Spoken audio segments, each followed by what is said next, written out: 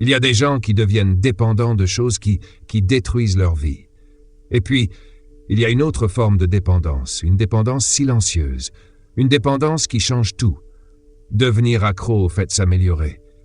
Parce qu'au fond, qu'est-ce qu'une addiction? C'est quelque chose qui te suit tous les jours, quelque chose qui revient constamment dans ton esprit, quelque chose qui finit par contrôler tes décisions. Et la plupart des gens utilisent cette puissance contre eux-mêmes. Mais imagine une seconde. Si cette même énergie était dirigée vers ta croissance, vers ton évolution, vers la personne que tu pourrais devenir dans 5 ans, là ta vie entière pourrait changer. Parce qu'une vraie addiction ne négocie pas. Elle ne demande pas si tu es motivé aujourd'hui. Elle ne demande pas si tu te sens prêt. Elle revient encore et encore. Et si tu devenais comme ça avec la discipline, avec la lecture, avec l'apprentissage, avec le fait de devenir meilleur, tout bascule. Jim Rohn racontait qu'à 25 ans, il gagnait à peine 5 000 $ par an. Il travaillait dur, mais intérieurement, il était perdu. Pas seulement financièrement, mentalement aussi. Peu de compétences, peu de vision, peu d'espoir pour le futur. Et puis un homme est entré dans sa vie, Earl Shoaff. Et ce qui est intéressant, c'est qu'il ne lui a pas donné d'argent.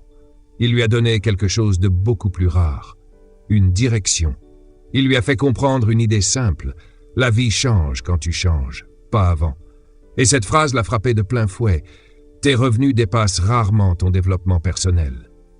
Regarde autour de toi. La plupart des gens veulent une meilleure vie sans devenir une meilleure version d'eux-mêmes. Ils veulent plus d'argent, mais gardent les mêmes habitudes. Plus de résultats, mais les mêmes pensées. Ça ne fonctionne pas comme ça. Et un jour, son mentor lui donne un défi extrêmement simple. Lis un livre par mois, juste un. Et au début, ça paraît banal, presque trop facile. Mais ce qu'il n'avait pas encore compris, c'est qu'il ne s'agissait pas seulement de lire. Il s'agissait de créer une faim, une addiction mentale. Parce qu'une fois que tu découvres ce que ça fait d'alimenter ton esprit chaque jour, tu ne veux plus revenir en arrière. Tu commences à voir différemment, à réfléchir différemment, à parler différemment. Et surtout, tu commences à remarquer quelque chose que la plupart des gens ne voient jamais. Les personnes qui évoluent n'utilisent pas leur temps comme les autres. Elles observent, elles apprennent. Elles posent des questions. Elles cherchent constamment à comprendre. Pendant que d'autres passent leur journée à se distraire, elles construisent silencieusement une nouvelle version d'elles-mêmes. Et le plus fou, c'est que cette transformation commence presque toujours par la curiosité. Quand tu étais enfant, tu étais curieux de tout. Pourquoi le ciel est bleu? Pourquoi les gens agissent comme ça? Pourquoi certaines personnes réussissent et d'autres abandonnent? Tu voulais comprendre le monde. Puis avec le temps, beaucoup perdent cette curiosité. Ils arrêtent de poser des questions. Ils arrêtent d'apprendre. Ils commencent simplement à répéter les mêmes journées encore et encore. Et c'est là que les gens vieillissent intérieurement. Pas à cause de l'âge, à cause de la répétition. Les personnes qui restent vivantes mentalement sont celles qui continuent à apprendre même après l'école. Parce qu'elles ont compris quelque chose d'essentiel. L'éducation ne se termine pas quand tu quittes une salle de classe. En réalité, c'est souvent là qu'elle commence. Le vrai monde devient ton école. Les livres, les conversations, les erreurs, les échecs, les expériences. Tout devient une leçon si tu restes attentif. Et quand tu deviens réellement accro à l'amélioration personnelle, tu remarques des choses que tu ignorais avant. Tu remarques les habitudes des gens bloqués, leur manière de parler, leur manière de penser, leur besoin constant de rester dans le confort. Et parfois, ça devient dérangeant. Parce que plus tu évolues, plus certaines personnes autour de toi deviennent inconfortables. Pas parce que tu fais quelque chose de mal, mais parce que ton évolution leur rappelle leur immobilité. Et ça, beaucoup de gens ne l'acceptent pas. Jim Rohn racontait qu'une femme lui avait dit un jour « J'ai peur que le succès me change ». Et sa réponse était puissante. « Bien sûr qu'il va te changer, c'est tout l'objectif. Tu dois changer, tu dois devenir plus fort, plus discipliné, plus conscient, plus capable. Sinon rien ne change réellement. Et oui, certaines personnes ne reconnaîtront plus cette nouvelle version de toi, mais les bonnes personnes, elles, respecteront ton évolution. Puis il y a cette histoire simple, mais incroyablement profonde. Une petite fille regardait sa mère faire les courses, et elle lui demande « Pourquoi tu prends toujours les mêmes choses ?» Sa mère répond « Parce que c'est ce qu'on aime. » Et la petite fille dit « Mais comment tu sais que tu n'aimerais pas autre chose si tu n'essayes jamais ?»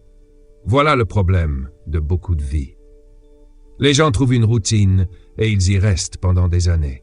Même pensée, même habitude, même limite. Parce que le confort finit par devenir une prison invisible. Et un jour, ils regardent leur vie en se demandant pourquoi rien n'a changé. Mais la vérité, c'est qu'ils ont arrêté d'explorer, arrêté de grandir, arrêté d'essayer. Alors écoute bien ceci. Si tu veux réellement transformer ta vie, ne deviens pas juste motivé. La motivation disparaît, devient dépendant de ton évolution, dépendant du progrès, dépendant de la discipline, dépendant du fait d'apprendre, dépendant du fait de devenir meilleur qu'hier. Parce qu'une fois que cette obsession devient une partie de toi, tu ne reconnaîtras même plus l'ancienne version de ta vie. Et c'est exactement comme ça que les gens finissent piégés dans la même vie pendant des années. Ils trouvent un chemin confortable, puis ils arrêtent d'explorer. Même habitude, même opinion, même conversation, même limite, jour après jour. Et au début, ça paraît normal. Mais avec le temps, cette routine devient une cage invisible. Alors que les personnes qui évoluent vraiment, elles restent ouvertes, elles testent, elles découvrent, elles osent être mauvaises au début. Elles lisent des livres qu'elles n'auraient jamais regardés avant. Elles parlent avec des gens complètement différents d'elles. Elles demandent des retours. Elles essayent, elles échouent, puis elles recommencent autrement. Et c'est précisément pour ça qu'elles grandissent. Parce qu'elles continuent à goûter à de nouvelles idées. Maintenant, écoute bien cette partie, parce qu'elle peut littéralement changer la direction de ta vie, chaque jour. Ton esprit est nourri par quelque chose. Chaque jour, tu absorbes des pensées, des opinions, des émotions, des informations. Même quand tu n'y fais pas attention, les gens que tu écoutes, les vidéos que tu regardes, les conversations autour de toi, les réseaux sociaux, la musique, les informations, tout laisse une trace. Certaines choses te construisent, d'autres te détruisent lentement sans que tu t'en rendes compte. Et le problème, c'est que la majorité des gens ne contrôlent jamais ce qui entre dans leur esprit. Ils laissent simplement le monde penser à leur place. Ils allument la télévision et absorbent tout. Ils ouvrent leur téléphone et laissent l'algorithme décider de leurs pensées. Ils fréquentent des gens négatifs, puis se demandent pourquoi ils perdent leur énergie. Mais quelqu'un qui devient réellement accro à son amélioration personnelle fait quelque chose de différent. Il reprend le contrôle. Il choisit consciemment ce qu'il laisse entrer dans son esprit. Les idées, les influences, les conversations, les environnements. Parce qu'il comprend une règle simple. Tu ne peux pas changer ta vie avec les mêmes entrées mentales. Tu ne peux pas créer une nouvelle réalité avec les mêmes pensées répétées depuis des années. C'est impossible. Tu ne récoltes pas une plante que tu n'as jamais semée et tu ne deviens pas une nouvelle personne. En gardant exactement les mêmes habitudes mentales. C'est pour ça que les livres sont si puissants. Un livre, c'est parfois 20 ans d'expérience condensée en quelques pages. Quelqu'un passe des décennies à faire des erreurs, à apprendre, à comprendre quelque chose profondément, puis il te transmet tout ça en quelques heures de lecture. Et malgré ça, la plupart des gens ne liront presque jamais. Ils passent à côté de ce trésor comme s'il n'existait pas. Mais la minute où tu développes cette faim d'apprendre, tout change. Tu commences à accumuler des idées, puis ces idées commencent à se connecter entre elles. Et ça, c'est fascinant, parce qu'au début, quand tu lis un livre, tu apprends simplement quelque chose. Mais après 10 livres, tu commences à voir des schémas. Tu remarques que plusieurs personnes parlent des mêmes principes avec des mots différents. Tu comprends des choses plus profondément. Ton cerveau commence à faire des connexions automatiquement. Et là, tu n'es plus simplement en train de consommer de l'information. Tu es en train de transformer ta manière de penser. C'est comme des intérêts composés. Pas sur ton argent, sur ton esprit. Un petit effort quotidien qui finit par créer une transformation énorme. Mais beaucoup abandonnent trop tôt. Ils lisent un livre puis disent « ça n'a rien changé ». Évidemment, une séance de sport ne transforme pas un corps. Un repas sain ne transforme pas une santé. Une conversation ne transforme pas une vie. C'est l'accumulation qui change tout. Imagine maintenant une personne qui lit un livre par mois, 12 livres par an, 120 livres en 10 ans. Tu crois vraiment que cette personne pensera encore comme avant? Impossible. Son regard sur la vie sera complètement différent. Sa manière de prendre des décisions, sa discipline, son niveau de conscience, son entourage, ses standards, tout aura évolué. Et au centre de tout ça, il y a un mot extrêmement important. La faim. Pas la faim physique, la faim intérieure, la faim de devenir plus intelligent, plus calme, plus discipliné, plus capable. Parce que cette faim, personne ne va te la donner. Au début, ton cerveau préfère le confort, le facile, le connu, la distraction. C'est normal, mais cette faim peut se construire. Comment? En commençant. Simplement ça. Tu prends un livre, tu écoutes une idée nouvelle, tu apprends quelque chose d'utile, tu réfléchis différemment pendant quelques minutes. Et petit à petit, quelque chose se réveille en toi. Tu commences à ressentir ce besoin d'avancer, ce besoin de comprendre davantage. Et un jour, tu réalises que tu n'es plus la même personne qu'avant, parce que tu n'es plus dépendant de la distraction. Tu es devenu dépendant de ta croissance. Et c'est là que tout commence vraiment. Le moment où tu termines un livre et que tu ressens immédiatement l'envie d'en ouvrir un autre. Parce qu'un déclic vient de se produire. Tu réalises soudain qu'il existe des idées auxquelles tu n'avais jamais pensé, des solutions que tu ne voyais pas, des perspectives capables de changer complètement ta manière de vivre. Et une fois que ton esprit goûte à ça, tu ne peux plus revenir en arrière. Tu ne peux plus faire semblant de ne pas savoir. C'est comme ouvrir une porte mentale qui était restée fermée pendant des années. Et plus tu avances, plus tu comprends à quel point le monde est immense. Jim Rohn racontait l'histoire d'une grand-mère qui n'avait presque aucune éducation formelle. Elle avait grandi pauvre. Mais chaque soir, quand la maison devenait silencieuse, elle lisait, à la lumière d'une bougie, des livres empruntés à la bibliothèque, sur tous les sujets qui l'intéressaient, pendant 50 ans. Et son petit-fils disait qu'elle connaissait davantage l'histoire, la psychologie, la littérature et la nature humaine que beaucoup de diplômés. Pas grâce à l'école, grâce à sa curiosité, grâce à cette obsession d'apprendre. Et ça, c'est important à comprendre. Parce qu'aujourd'hui, beaucoup de gens pensent que l'intelligence vient des diplômes. Mais souvent, les personnes les plus profondes sont simplement celles qui n'ont jamais arrêté d'apprendre. Maintenant, écoute bien cette partie, parce qu'elle concerne quelque chose que beaucoup ignorent jusqu'à ce qu'il soit presque trop tard. Pendant longtemps, Jim Rohn nourrissait son esprit. Il lisait, il apprenait, il grandissait mentalement. Mais un jour, son corps a commencé à lui envoyer des signaux. Pas d'un coup, pas brutalement, mais il sentait son énergie diminuer. Et il a compris quelque chose d'essentiel. Tu peux développer ton esprit autant que tu veux. Si ton corps s'effondre, tout le reste finit par suivre. Alors il est redevenu étudiant, cette fois de sa propre santé. Il a commencé à lire sur la nutrition, à parler à des médecins, à comprendre le sommeil, le mouvement, l'énergie. Et sa vie a encore changé. Parce que l'amélioration personnelle, ce n'est pas seulement lire des livres, c'est devenir meilleur dans tous les domaines.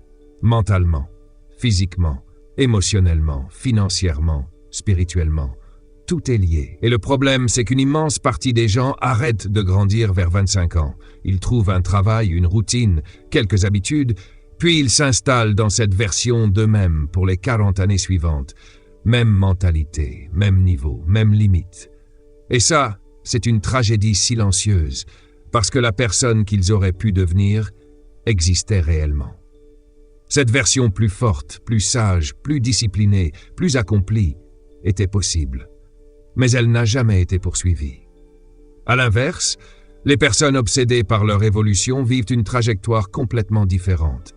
À 30 ans, elles sont meilleures qu'à 20. À 40, elles sont méconnaissables comparées à leurs anciennes versions. À 60 ans, elles continuent encore d'apprendre. Elles restent vivantes intérieurement. Elles restent curieuses. Et ça crée une qualité de vie totalement différente. Maintenant, imagine ceci. Si tu t'améliores de seulement 1% chaque jour, juste 1%, au bout d'un an, tu n'es pas légèrement meilleur, tu es transformé. 1.365 approx 37,78. Voilà la puissance de l'amélioration progressive. Les petites actions semblent insignifiantes sur le moment, mais répétées assez longtemps, elles changent complètement une vie. Et il se passe autre chose aussi. Quand tu commences réellement à travailler sur toi, les gens le ressentent. Tu deviens plus intéressant, plus calme, plus réfléchi, plus utile. Parce que les personnes qui grandissent apportent quelque chose autour d'elles. Des idées, de l'énergie, de la perspective. On sent qu'elles avancent, et les gens sont naturellement attirés par ça. Jim Rohn parlait d'un homme nommé Dennis. Un homme avec un travail banal, rien d'impressionnant au départ. Mais pendant que les autres rentraient chez eux pour répéter les mêmes journées, Dennis apprenait.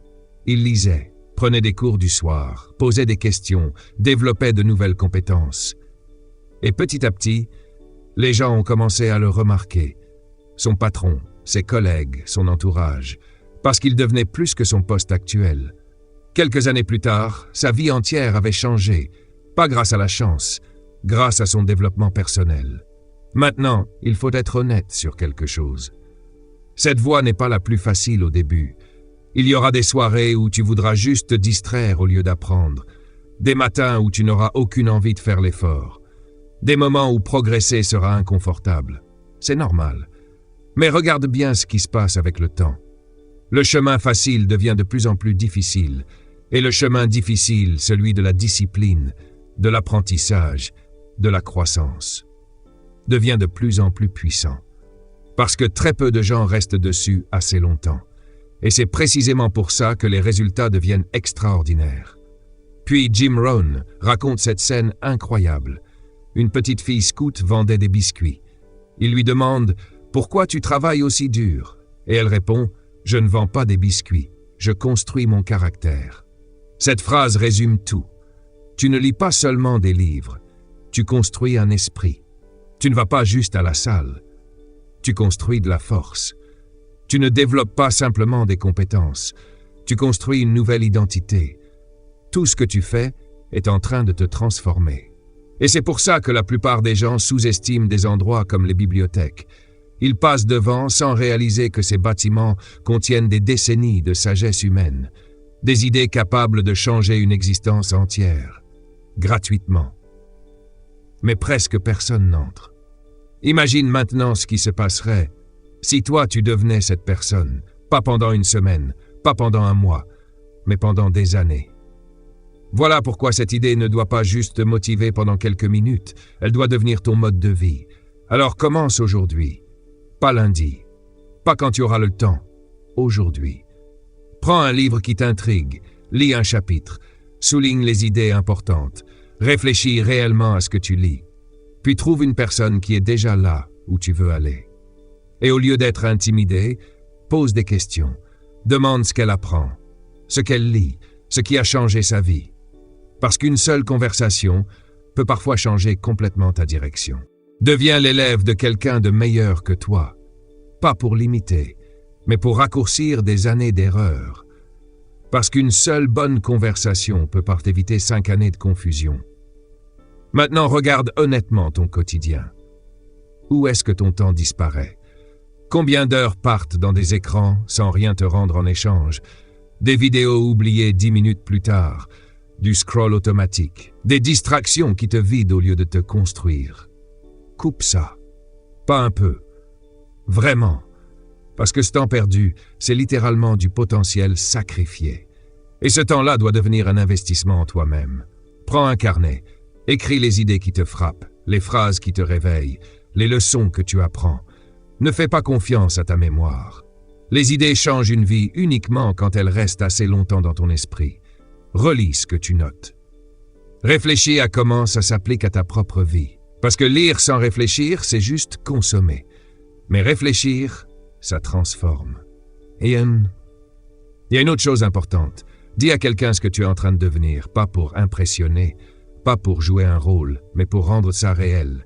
Dis, je travaille sur moi, j'essaie d'apprendre davantage, je veux devenir meilleur. Parce que quand tu le dis à voix haute, ça cesse d'être une pensée vague.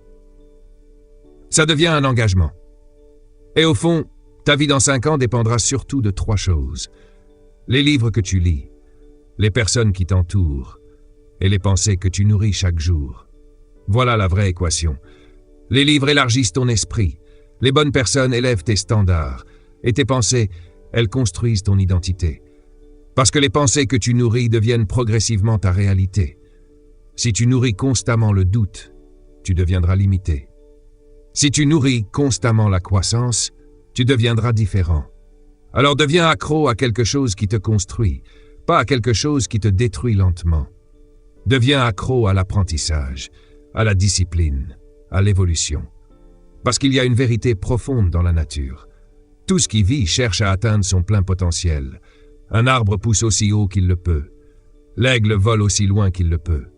Chaque forme de vie cherche instinctivement à devenir sa version la plus complète. Et l'être humain est la seule créature capable de choisir la stagnation. C'est ça qui est dangereux. Tu peux grandir ou rester bloqué. Tu peux nourrir ton potentiel ou l'étouffer avec le confort. Et ce choix, tu le fais chaque jour. Pas une fois, chaque jour. Alors pose-toi la vraie question. Est-ce que tu vas enfin lire ce livre? Est-ce que tu vas chercher ce mentor? Est-ce que tu vas changer ce que tu mets dans ton esprit pour enfin changer ce qui sort de ta vie? Parce que la personne que tu pourrais devenir existe réellement. Cette version plus disciplinée, plus forte, plus calme, plus accomplie, elle est possible. Mais elle attend une décision de ta part. Et quand tu prends réellement cette décision, tout commence à changer. Ton énergie, tes relations, ton niveau de confiance, ta manière de penser, ton avenir entier. Parce que le secret a toujours été le même. Quand tu t'améliores, ta vie suit automatiquement. Alors ne remets pas ça à plus tard. Commence aujourd'hui, pas dans un an. Aujourd'hui, maintenant. Et puis il y a une autre vérité que presque personne n'accepte. Beaucoup de gens ne manquent pas de rêves. Ils manquent de brutalité envers leurs priorités. Jim Rohn racontait qu'un jour, son mentor a regardé sa liste d'objectifs, puis lui a dit « Ça, ce n'est pas une liste d'objectifs, c'est une liste de souhaits. » Et cette phrase l'a frappé de plein fouet. Parce qu'il y a une énorme différence entre souhaiter quelque chose et décider quelque chose. Un souhait, c'est agréable à imaginer.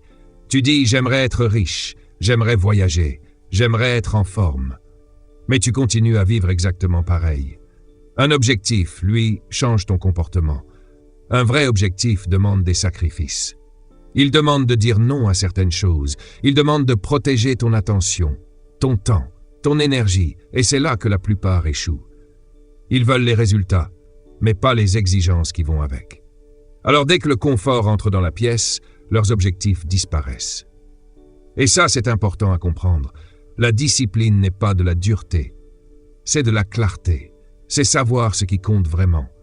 Un agriculteur qui veut une grande récolte protège son champ. Il enlève les mauvaises herbes, il entretient le terrain, il surveille ce qui pousse, parce qu'il sait qu'un jardin négligé finit toujours envahi. Et ta vie fonctionne exactement pareil. Si tu ne protèges pas tes objectifs, le monde remplira ton temps à ta place. Distraction, notifications, confort, habitudes inutiles. Et tes objectifs ne mourront pas d'un énorme échec. Ils mourront de milliers de petites excuses. Jim Rohn parlait d'un jeune homme qui voulait devenir entrepreneur. Il avait des idées, des ambitions, des rêves, mais chaque fois qu'il devait travailler, quelque chose d'autre devenait plus important.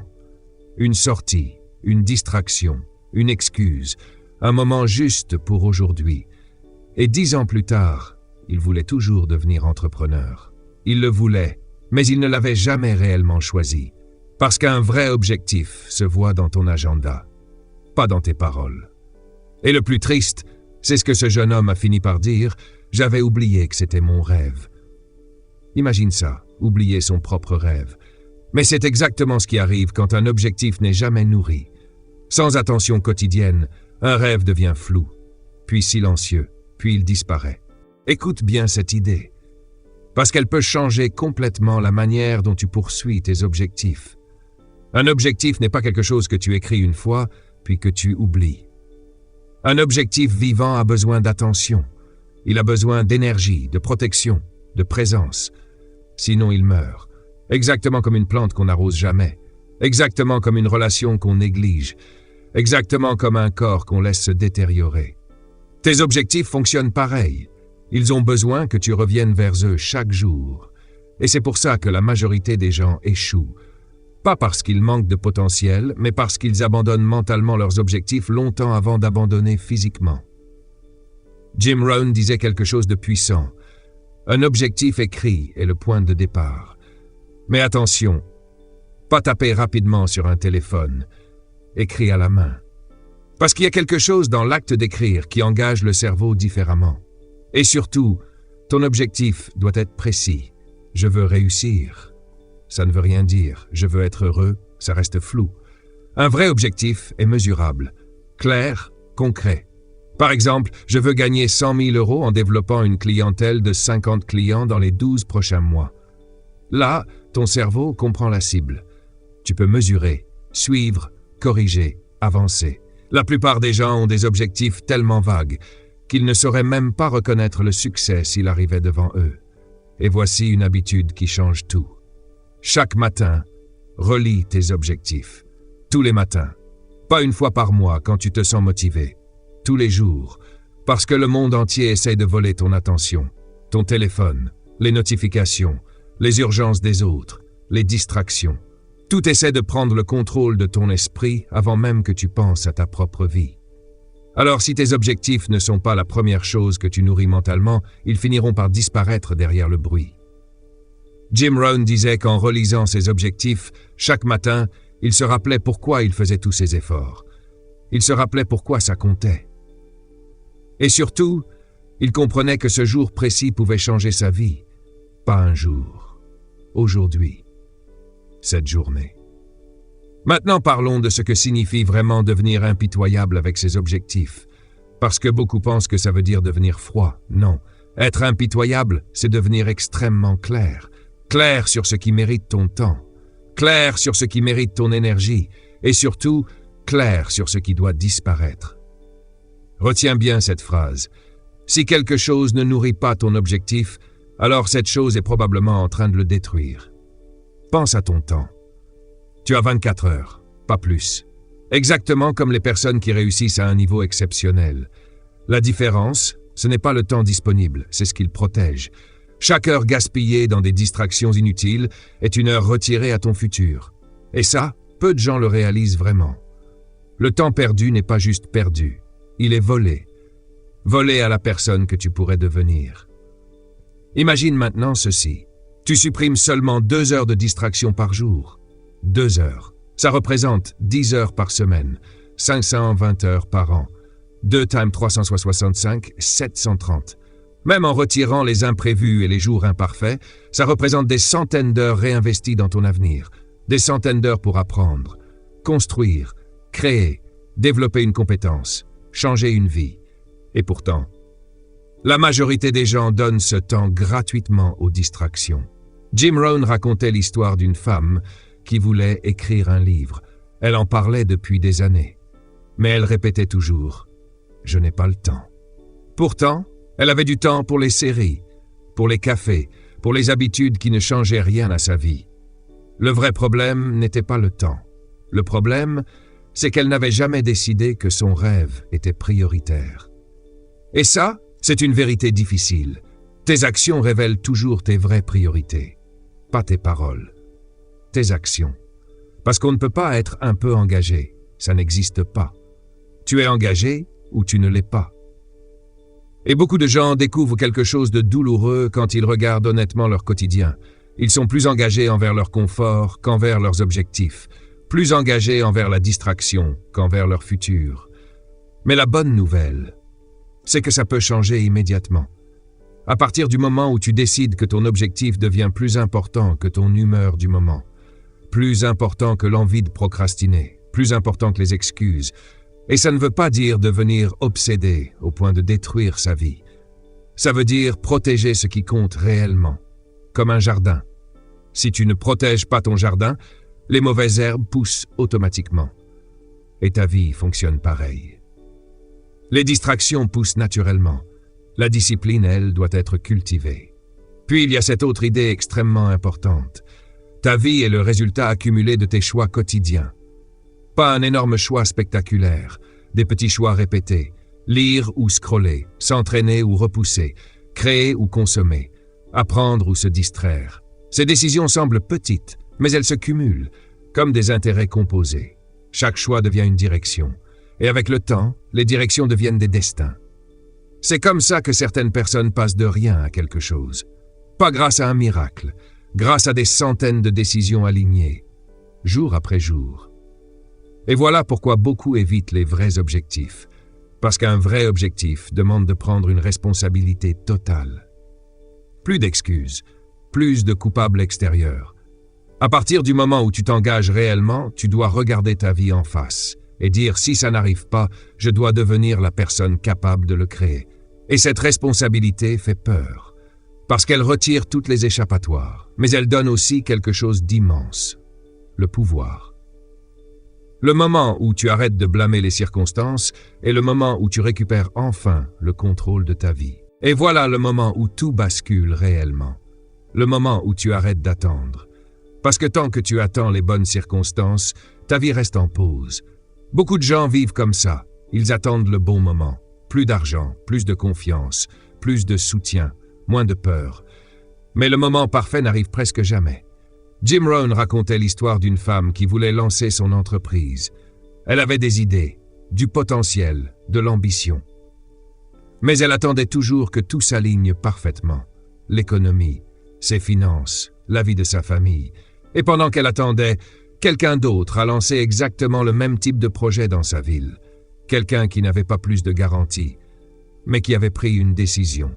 Aujourd'hui, cette personne avance, elle construit, elle progresse. Et l'autre attend encore. Voilà la différence entre souhaiter et décider. Quand tu prends enfin l'entière responsabilité de ta vie, tu récupères quelque chose d'énorme, le pouvoir. Parce qu'à partir de ce moment-là, tu n'es plus en train d'attendre qu'on te sauve. Tu agis, tu construis, tu deviens l'auteur de ton histoire.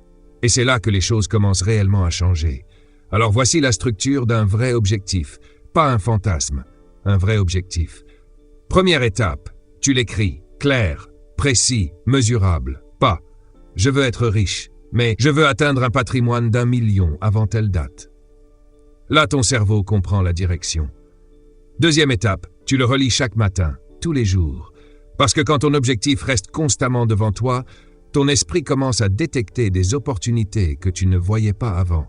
Tu remarques des idées, des rencontres, des décisions différentes. Ton attention change.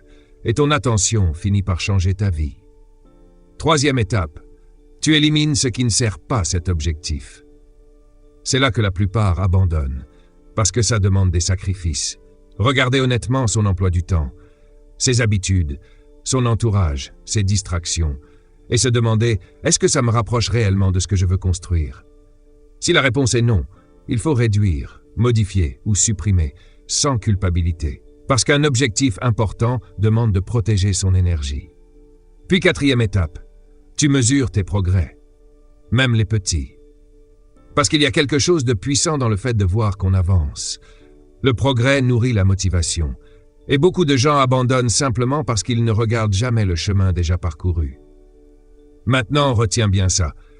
Les personnes qui atteignent de grands objectifs ne sont pas forcément plus intelligentes. Elles protègent simplement mieux ce qui compte. Voilà la vraie différence. Et il y a une autre vérité importante. Ton objectif se moque de ton humeur. Ton objectif ne se soucie pas de savoir si tu es fatigué aujourd'hui. Il attend simplement que tu fasses le travail. C'est pour ça que la discipline compte tellement. La personne qui réussit n'est pas celle qui agit uniquement quand elle se sent motivée. C'est celle qui continue même quand elle n'en a pas envie, même fatiguée. Même stressée, même imparfaite. Parce qu'elle a appris à tenir parole envers elle-même. Et ça change tout intérieurement. Chaque fois que tu abandonnes une promesse faite à toi-même, tu fragilises ta confiance intérieure. Mais chaque fois que tu respectes ton engagement, même un petit, tu renforces ton identité. Tu commences à devenir quelqu'un sur qui tu peux compter. Et cette confiance-là est plus puissante que la motivation. Maintenant, imagine ta vie dans 5 ans. Si rien ne change. Même habitude, même distraction, même excuse. Où seras-tu? Puis imagine l'inverse. Imagine 5 années de discipline, de lecture, d'objectifs protégés, de petites décisions alignées. La différence serait gigantesque. Pas grâce à un miracle, grâce à l'accumulation. Voilà la puissance des choix répétés. Et c'est pour ça qu'il faut être honnête avec soi-même. Si ton objectif était réellement vital pour toi, qu'est-ce que tu serais prêt à sacrifier? Quelques heures de distraction? Du confort? Certaines habitudes? Parce qu'un vrai objectif demande toujours quelque chose en échange. Toujours. La plupart veulent les résultats, sans renoncer à ce qui les maintient exactement au même endroit.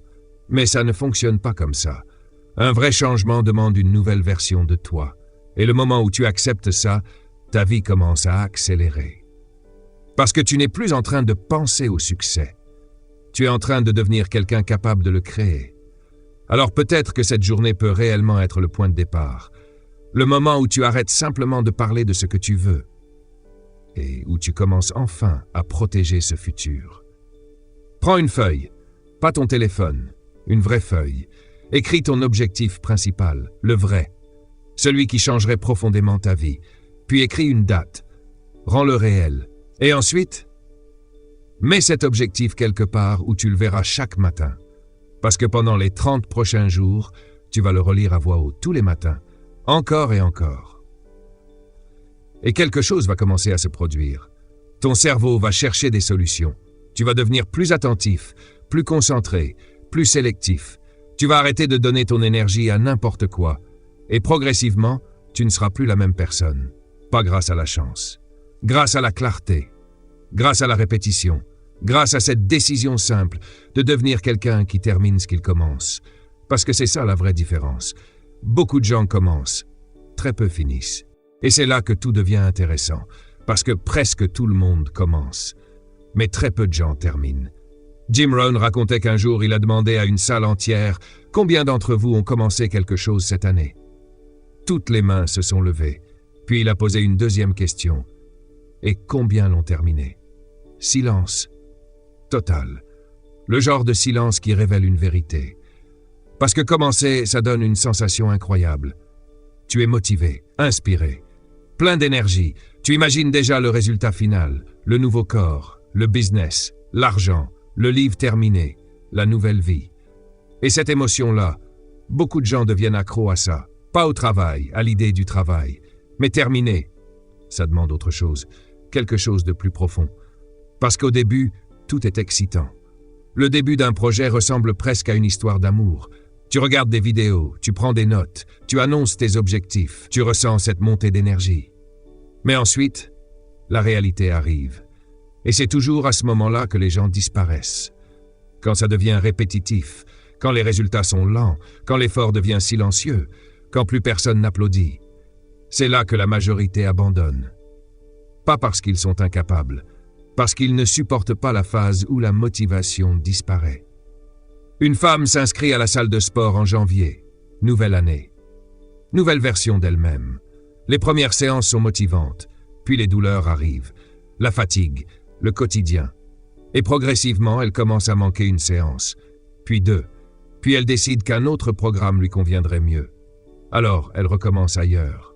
Encore. Un homme décide d'écrire un livre. Au début, il est en feu. Il écrit des pages entières. Il imagine déjà le succès, les interviews, le résultat final. Mais quelques chapitres plus tard, l'inspiration baisse. Le projet devient difficile. Et soudain, une nouvelle idée paraît plus excitante. Alors, il abandonne le livre et recommence autre chose. Encore. Voilà le piège. Certaines personnes passent leur vie entière à recommencer, mais elles ne ressentent jamais ce que produit réellement le fait de terminer quelque chose, parce que finir transforme ton identité. Ce n'est pas juste une tâche accomplie, c'est une preuve intérieure. Une preuve que tu peux te faire confiance. Et cette confiance-là change absolument tout. Imagine une montagne. Au départ, tout le monde est motivé. Le paysage est beau, l'énergie est forte, tu avances rapidement. Mais plus tu montes, plus ça devient difficile. L'air devient lourd, tes jambes brûlent, le sommet paraît encore loin. Et c'est exactement à cet endroit que la majorité s'arrête. Parce qu'à ce stade, la motivation ne suffit plus. Le glamour du départ a disparu. Il ne reste plus qu'une chose, le caractère. La décision de continuer même quand l'émotion a disparu. Et la vérité, c'est que la vue depuis le sommet n'appartient pas à ceux qui ont commencé. Elle appartient à ceux qui ont terminé. Jim racontait qu'il connaissait un homme qui avait lancé plus de 15 projets différents. À chaque fois, il arrivait avec une nouvelle idée révolutionnaire. Et à chaque fois, quelques semaines plus tard, plus rien. Un autre projet. Une autre idée, un autre départ. Puis un jour, Jim lui a dit quelque chose de brutal. « Je ne veux plus entendre parler de tes idées. Je veux entendre parler de ce que tu as terminé. » Parce qu'au fond, le problème n'est pas de commencer la mauvaise chose. Le vrai problème, c'est d'abandonner la bonne chose trop tôt. Et énormément de gens détruisent leur potentiel comme ça. Pas par manque de talent, par manque de continuité. Maintenant, écoute bien cette partie. La dernière portion d'un projet, c'est là où presque tout le monde craque. Les premiers 50% sont stimulants. Tu apprends, tu progresses, tu découvres. Mais les derniers 10-100, c'est du mental. C'est là que ton cerveau commence à négocier avec toi. Ce n'est pas si important. Tu peux finir plus tard. Personne ne verra la différence. Tu as déjà assez travaillé. Mais ce sont des mensonges. Parce que toi, tu le sauras. Tu sauras si tu as abandonné. Et chaque abandon répété construit une identité dangereuse, celle de quelqu'un qui ne va jamais jusqu'au bout. À l'inverse, chaque fois que tu termines quelque chose, même petit, tu renforces une autre identité.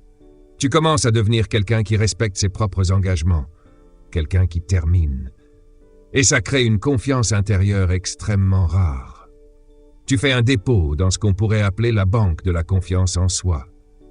Petit à petit, tu arrêtes de douter de toi, parce que tu as des preuves concrètes que tu peux compter sur toi-même. Et cette version de toi, elle ose plus, elle tente plus, elle avance différemment, parce qu'elle sait qu'elle ne s'abandonnera pas au milieu du chemin. Jim Rohn disait quelque chose de fort. Les gens ne sont pas paresseux, ils n'ont simplement pas une image claire de qui ils sont. Et cette phrase change tout. Parce que si tu te voyais réellement comme quelqu'un qui finit ce qu'il commence, tes actions seraient différentes. Tu arrêterais de fuir dès que ça devient inconfortable. Tu comprendrais que la discipline n'est pas une punition, c'est une identité. Et cette identité se construit par répétition. Tu deviens ce que tu fais régulièrement. Finir devient une habitude. Comme abandonner peut aussi devenir une habitude. Jim racontait aussi l'histoire d'une femme qui voulait recommencer à lire. Elle adorait l'idée de lire, mais elle ne terminait jamais un livre. Au bout de quelques chapitres, elle arrêtait toujours. Alors il lui a donné un conseil simple. Choisis un seul livre et termine-le. Pas pour impressionner quelqu'un, pas pour la connaissance uniquement, mais pour devenir une personne qui termine. Parce que parfois, la vraie victoire n'est pas le projet. La vraie victoire, c'est la personne que tu deviens en allant jusqu'au bout. Et c'est là que quelque chose change intérieurement, pas juste dans tes résultats, dans ton identité. Jim racontait qu'une femme qu'il connaissait avait un objectif très simple, lire davantage. Elle aimait les livres, elle aimait l'idée de devenir quelqu'un qui lit. Mais à chaque fois, elle abandonnait au milieu. Un tiers du livre est terminé. Le livre restait sur une table, puis un autre commençait, puis encore un autre. Alors un jour, il lui a dit « Choisis un seul livre. Un seul, et termine-le. Peu importe le temps que ça prendra, 2 semaines, 2 mois, mais termine-le. » Quelques semaines plus tard, elle l'a rappelé. Et elle lui a dit quelque chose d'important. « J'ai fini le livre et je me sens différente. » Voilà le vrai changement. Ce n'était pas le livre, c'était l'image qu'elle avait maintenant d'elle-même. Elle n'était plus quelqu'un qui commence des livres, elle était devenue quelqu'un qui les termine. Et une fois que cette identité apparaît, tout commence à changer. Le 2e livre devient plus facile à finir, puis le 3e. Pas parce que les livres deviennent plus simples, mais parce qu'elle ne débat plus avec elle-même.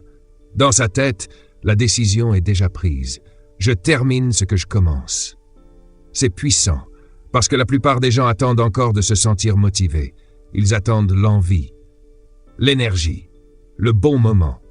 Mais une personne qui a développé l'identité d'un finisseur n'attend plus l'émotion. Elle agit même quand elle n'a pas envie. Et ça change complètement une vie. Alors pose-toi cette question honnêtement. Combien de choses as-tu commencé en ce moment sans les terminer? Des livres, des projets, des objectifs, des promesses envers toi-même. Et le problème, ce n'est pas uniquement le travail inachevé. Le vrai problème, c'est le message que ça envoie à ton esprit. Chaque projet abandonné devient une preuve silencieuse contre toi-même. Comme si ton cerveau accumulait des dossiers. Tu dis toujours que tu vas le faire, mais tu ne vas jamais jusqu'au bout. Et après, les gens se demandent pourquoi ils manquent de confiance. Pourquoi ils doutent d'eux-mêmes. Pourquoi ils n'osent plus viser grand. Mais ton esprit se souvient. Il se souvient de toutes les promesses abandonnées. C'est pour ça que terminer est si important. Parce qu'à chaque fois que tu finis quelque chose, tu reconstruis la confiance avec toi-même. Et cette relation, c'est probablement la plus importante de ta vie. Maintenant, écoute bien ça. Si tu veux devenir quelqu'un qui termine, tu dois arrêter de commencer 1000 choses à la fois. C'est radical. Mais c'est vrai. Beaucoup de gens sont devenus addicts au démarrage. Nouvelle idée, nouveau projet, nouvelle motivation. Mais aucune profondeur, aucune continuité. Alors, à partir d'aujourd'hui, choisis une seule chose. Quelque chose que tu peux réellement terminer dans les prochaines semaines. Et engage-toi à finir, pas essayer, finir. Parce que quand tu termines une chose, un phénomène apparaît, le vrai momentum. Pas l'excitation artificielle du départ, le vrai. Celui qui vient de la preuve. Tu termines une chose, puis une autre, puis encore une autre. Et progressivement, tu arrêtes de te voir comme quelqu'un de dispersé. Tu commences à te voir comme quelqu'un de fiable. Et cette identité devient extrêmement puissante. Imagine 2 personnes, même intelligence, même potentiel, même opportunité. La première commence constamment de nouveaux projets. Elle est occupée tout le temps, mais rien n'est terminé. Son esprit est rempli de projets inachevés, son environnement aussi. Et lentement, elle commence à croire qu'elle n'est simplement pas disciplinée. La deuxième personne commence moins de choses, mais elle termine, une par une. Et au bout de plusieurs années, la différence entre les deux devient immense. Pas à cause du talent, à cause de l'identité construite au quotidien. Parce que l'identité finit toujours par créer la réalité. Et voilà quelque chose d'encore plus important. Quand tu ne termines pas ce que tu avais promis, tu entraînes ton cerveau à ne plus croire en toi. Tu lui apprends que tes paroles n'ont pas de valeur. Et ensuite tu essaies de poursuivre de grands objectifs avec un esprit qui doute déjà de toi. Alors forcément, tu hésites, tu procrastines, tu abandonnes vite, mais tout peut changer avec une seule habitude, finir. Même les petites choses, parce que terminer les petites choses construit la capacité à terminer les grandes. Personne ne construit une vie exceptionnelle avec un esprit habitué à abandonner. Jim racontait aussi l'histoire d'un homme qui voulait écrire un grand livre, mais chaque fois qu'il écrivait quelques pages, il abandonnait. Pourquoi ? Parce qu'il comparait immédiatement son travail au résultat final parfait qu'il imaginait. Alors Jim lui a dit « Oublie le grand livre, écris juste un article et termine-le ».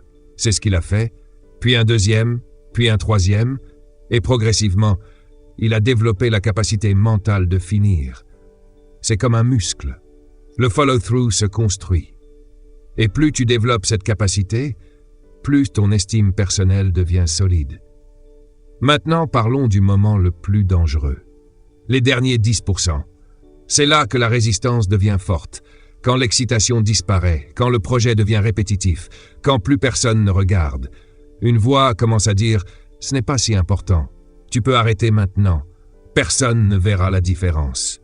Mais cette voix ment, parce que toi, tu verras la différence. Tu sauras si tu as fui. Et chaque fois que tu traverses cette résistance, tu deviens plus fort intérieurement. Tu prouves quelque chose à toi-même, monde. À toi-même. Alors voilà le défi. Avant de dormir ce soir, termine quelque chose. Quelque chose que tu repousses depuis trop longtemps. Un email, un chapitre, une tâche, un appel, n'importe quoi. Mais termine. Et remarque ce que ça crée à l'intérieur. Cette sensation de légèreté, de clarté, de respect envers toi-même. Puis recommence demain. Encore. Parce que c'est comme ça qu'on construit une nouvelle identité. Pas avec des affirmations, avec des preuves répétées. Et quand tu deviens réellement quelqu'un qui termine, le monde commence à s'ouvrir différemment devant toi. Parce qu'une personne capable d'aller jusqu'au bout devient extrêmement difficile à arrêter.